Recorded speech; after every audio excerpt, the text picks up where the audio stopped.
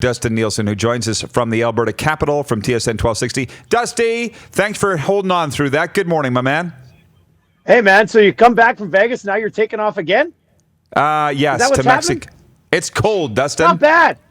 Not bad. I'm not complaining here, and we'll leave it up to you guys to pull the wagon and do all the hard work, and I appreciate that, Dustin. Listen, our technical producer, Ryan, just telling us that Oscar Klefbom now out for an extended period for the Edmonton Oilers, joining Connor McDavid on the shelf. How's that going over in the City of Champions? Yeah, that news just broke. I'm actually happy it didn't happen during my show because people would have been losing their minds. So I spent the entire morning talking about the trade deadline because of obviously Tyler Toffoli going to the Vancouver Canucks. Oilers fans are fired up. They want him to get involved. And now you see Oscar Klefbom, the guy has just logged a ton of minutes this year for the Edmonton Oilers. He's on their top unit power play. Last year when Klefbom got injured, that's when the season actually kind of fell apart. They lost Klefbom and Russell in like the same day last year, and all of a sudden their left side of the blue line was very much depleted, and the team really could never get it back together. This year, maybe they have a little bit more depth in the lineup on the back end, but it's still going to be a significant loss, 2 to 3 weeks. So basically the next week and a half to 2 weeks. Maybe at some point Connor McDavid comes back. He's supposed to rejoin the team tomorrow, but not play, obviously, against the Boston Bruins. Cassian is suspended. James Neal still dealing with a high ankle injury. If it wasn't for this Draisaitl, Nugent-Hopkins, Yamamoto line, the Oilers might be dead in the water. But instead, they're sitting here first place in the Pacific today.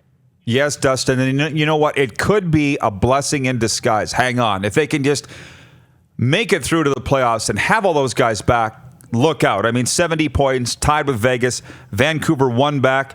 Flames and Coyotes 2 back. You know what? You're in the playoffs now. I'm sure that's something that you guys are talking about. That gets fun every night. Well, yeah, that's one of the things we were talking about this morning. I said, well, we're dealing with a lot of different trade proposals coming in, but it's way better than talking about the top 10 in the draft again, which we've done like 9 of the 10 years that I've been here. So this is nice. And you're right. This is an opportunity since McDavid went down, and you could have lost these 4 games without him.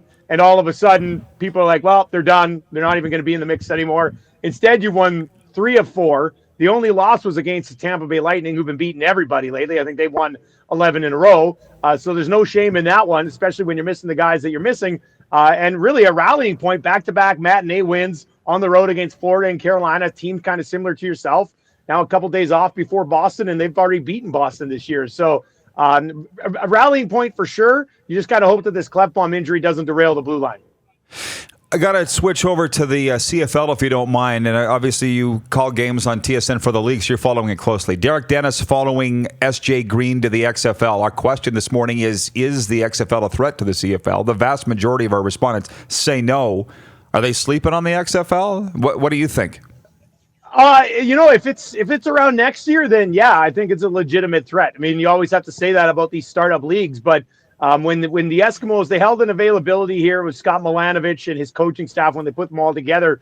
And as I was leaving that availability, Brock Sunderland was kind of just standing off to the side. So I went over and chatted with him for a little bit. And the question I asked him, I said, are you worried about the XFL? Like, is the XFL making things more difficult for you? And this is the general manager of the Edmonton Eskimos. And he said, yeah, for sure. He goes, there's a lot of guys that he was negotiating with or he had interest in that just went to the XFL and didn't want to have any time to listen to what Brock was having to say. So I think if a general manager is sitting there going, yeah, we're concerned about it, I think overall as a league, if it continues to develop, then yeah, you probably can. Let's see where it goes. I enjoyed it in week 1. I didn't mind it in week 2.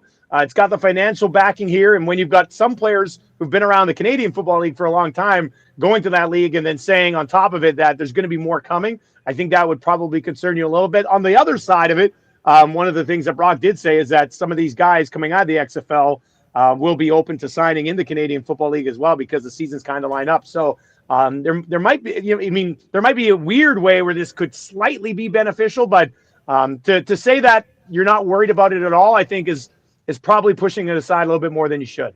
Dusty, I was going to ask you what you thought, 2 weeks in. You said you kind of liked it in week 1 and a little less in week 2. But what do you think of the XFL? I like the rule changes. I like the fact that they're trying to, to try to mix it up a little bit. I think that's good for football. I would like to see better quarterback play. I think that's the one thing that's kind of been criticized. And maybe once people start to see that this league gets a little bit established and it survives past week 4, should it survive past week 4, then, maybe next year other players look at it as more of an opportunity to go and develop. If the XFL wraps up this year and 2 or 3 guys from every team are getting NFL contracts, or 8 or 9 guys are getting NFL tryouts, that's going to drive a lot more people to go check out that league. So I like some of the creativity that we've got. The execution and the skill level might not be where you expect it to be. With that being said, this is like the equivalent of week 2 of an NFL preseason schedule. So these guys are still kind of getting going here. I'm going to give it time this year. I'm interested to see where this goes. Format change. I've long been against it. I like East versus West, and I don't think it should change, but I'd be willing to look at a change if it's what's best for the league. I'm not sure this is. What do you think? I like it the way it is, to be honest with you. I understand that you want to give more teams maybe an opportunity here to have a little bit more success when one side of the league is so stacked as it has been, and I'm not too sure it changes anytime soon. But at the same time, I like having the rivalries. I like the fact that the Riders, most years have to go through, the Eskimos and then the Stampeders, or, there's that's what the National Hockey League is trying to reestablish here with some of these division rivalries, and it's starting to work a little bit. The Canadian Football League already has that. So, look, if you want to have a better chance in the playoffs, how about you just do a better job in the regular season? How about you build your team a little bit better? I like the way it is right now. I'm with you, Rod. I don't think the changes are necessary. It'll be interesting to see how long it lasts if they do decide to go that way. Awesome visit. Anything else on your mind, Dusty? No, I just want to say hi to you guys. Hope things are going really good, and I love the show. Thanks for having me. Thanks, Dustin. Keep it up, brother. You're watching Rod Pedersen On Demand. For more of The Rod Pedersen Show, visit rodpedersen.com or follow Rod Pedersen on social media.